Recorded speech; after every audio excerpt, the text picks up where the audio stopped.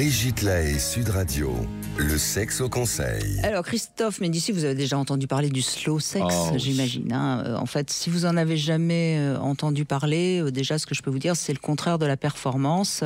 C'est pas vouloir à tout prix faire au mieux, c'est juste prendre le temps qu'il faut pour être bien, pour se faire plaisir, pour être dans l'abandon.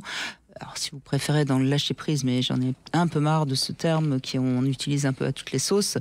Et donc, dans l'instant présent, c'est non plus faire, mais être l'amour. Je trouve que cette définition correspond assez bien au slow sex. Elle n'est pas de moi, mais elle est tout à fait intéressante.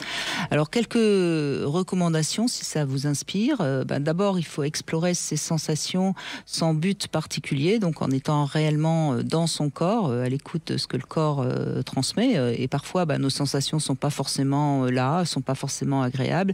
Et c'est évidemment en respirant, en se concentrant sur sa respiration qu'on va pouvoir revenir à ce que ressent le corps. Je rappelle, comme je le dis souvent, le corps, lui, ne ment jamais. Donc, vos sensations sont ce que vous ressentez. Et puis, évidemment, l'excitation, à un moment donné, va peut-être s'inviter. Votre corps va être excité. Et c'est à ce moment-là que vous pouvez lâcher le mental, si je puis dire. Et si jamais votre mental reprend le dessus, vous revenez à votre ressenti et donc à la respiration.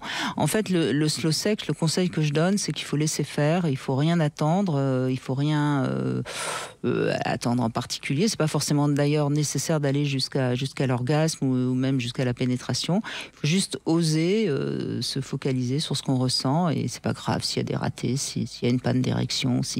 Au début, dans un couple, ça peut être un petit peu déstabilisant parce que on a l'habitude de faire l'amour de telle manière et justement d'être au ralenti, de se laisser écouter, ça peut un petit peu perturber.